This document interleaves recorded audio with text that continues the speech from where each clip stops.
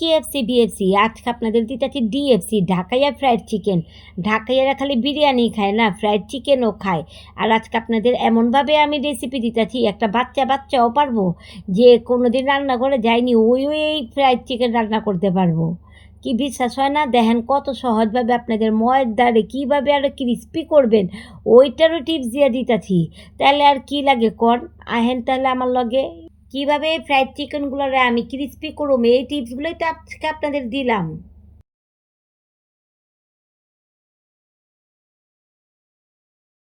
প্রথমেই আমি এখানে হাফ কাপ দুধ দিলাম, এর মধ্যে এক টুকরা লেবুর রস চিবাইয়া দিলাম, যেটার বাটার মিল্ক কয়। এটার একটু নাড়াচাড়া দিয়া তারপর আমি এর মধ্যে কিছুটা মরিচের গুঁড়া দিমু, যেটা আপনাদের ঝাল অনুযায়ী আপনারা দিবেন। আপনারা যে যতটুকু ঝাল পছন্দ করেন, আমরা তো ঢাকাইয়া মানুষ একটু ঝাল পছন্দ করি। এর মধ্যে ধনিয়া গুঁড়া দিলাম, তারপর টমেটো সস দিলাম। আর এই টমেটো সসটা কিন্তু আমার ঘরে বানানো, ইয়ান্স কিচেনের রেসিপি। কতবার এই রেসিপি দিলাম, আপনারা ফলো করা কেউ টমেটো সসই বানাইলেন না। কত টমেটো সস্তা গেল তাও টমেটো সস বানাইলেন না। তারপর লবণ দিয়ে দিলাম। এখন এটা ভালো মতো একটু ফেটামো দুধের সাথে সব মশলাগুলারে একটু ভালো মতো ফেটায়। এখন এটার মধ্যে আমি চিকেনগুলারে মেরিনেট করে রাখুম। এটা আমি এখানে খালি রানের পিসগুলো নিলাম, পোলা একেবারে রানের পিসগুলো খাইতে চাই এলাকা রানের পিসগুলো নিলাম।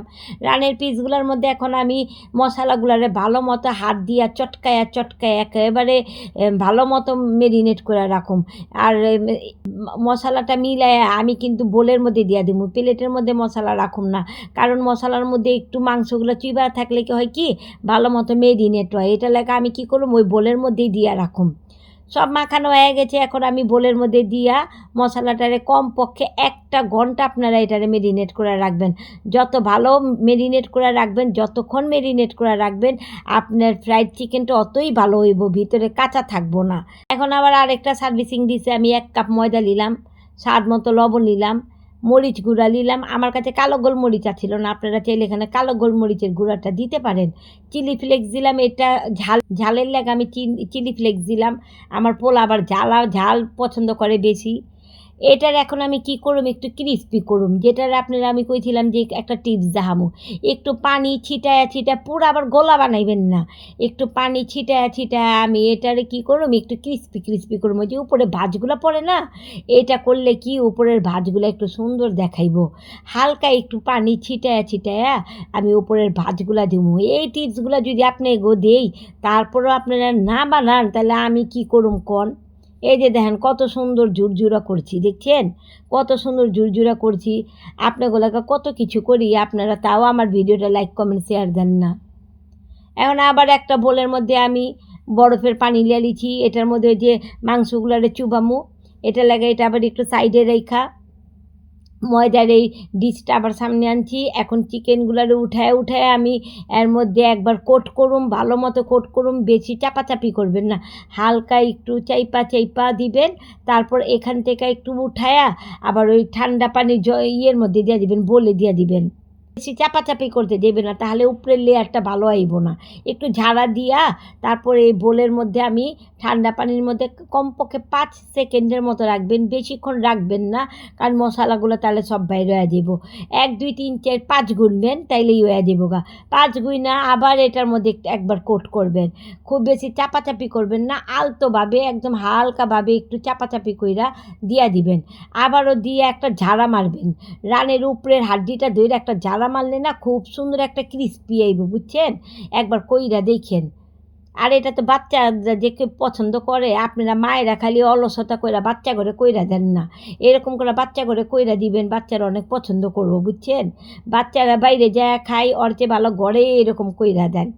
একটা মাংসের দামে এরকম ঘরে বয়ে কয়টা খাইতে পারবো দেখেন তো। আমি আধা কেজি মাংস এখানে 5টা রান্নাছি, আমার পোলা কতগুলি বয়ে খাইলো। এই যে 5টা হইলে এখানে আমার আধা কেজি মাংস, এখানে কয় টাকা খরচ গেছে কোন তো? এটা কেএফসিতে বয়া খাইলে একটাই তো 200 250 লিয়া নেয়, তাহলে এইগুলি কি কত কম খরচে আমরা ঘরে বয়া বানাইতে পারি না? এখন এটারে আমি ডিপ ফ্রাই করে নিমু, তেলটারে ভালো মতো গরম করে নিলাম। সব কিন্তু আবার এক লগে দিবেন না, 1টা 2টা করে দিবেন, কারণ সব এক লগে দিলে একেবারে চাপাচাপি হয়ে যাইব আর ভালো মতো ভাজা হইব না। সব এক লগে দিবেন না। আমি কতক্ষণ পর আবার এটারে একটু ভালো মতো একটু ফ্রাই কইরা একেবারে মিডিয়াম আঁচে ফ্রাই করবেন। আবার একেবারে আঁচটা বাড়ায় দিলে তাহলে হইব কি উপরেরটা হয়ে যাইব, ভিতরে কাঁচা থেকে দিব। মিডিয়াম আঁচে ফ্রাই করবেন, তাহলে হইব কি ভিতরটাও ভালো মতো রান্না হইব, বুঝছেন? আমগো পুরান ঢাকার পোলাপানরা তো খালি রাইত দিন সমানে একদম চিকেন খাইতে যায়। সকালের নাস্তা এগুলা কিনা দেন আপনারা, এগুলো ঘরেই কইরা রাখেন না। বাচ্চারা একটু ঘরের স্বাস্থ্যকর খাবার খাইতে পারবো। এই তো আমার ফ্রাইড চিকেনটা হয়ে গেছে, আমি উঠায় লিছি। এখন এটার আমি পরিবেশন করে নিমু সসের সাথে। এই যে আমি চিলি সসের সাথে এটারে পরিবেশন করে লিছি, দেখেন কতটা ক্রিস্পি হয়েছে। আমি কামড় দিয়েছিলাম, আওয়াজটা আহে নাই এটার মধ্যে, বুঝছেন? আমি এটা খাইছিলাম, গরমে লাগা বেশি একটা খাইতে পারিনি, কামড়ও দিয়েছিলাম, আওয়াজটার মধ্যে আহে নাই। তাই এটা আর কি করলাম, আমি আমার ভয়েস দিয়া দিলাম। তবে রেসিপিটা ভালো লাগলে আপনাকে মন চাইলে আপনারা শেয়ার দিয়েন, নাহলে লাইক কমেন্ট কইরা যান, অসুবিধা নেই। আর আমার এরকম ভিডিও যদি আপনারা দেখতে চান তাও কোয়েন, না কইলে নাও কোয়েন।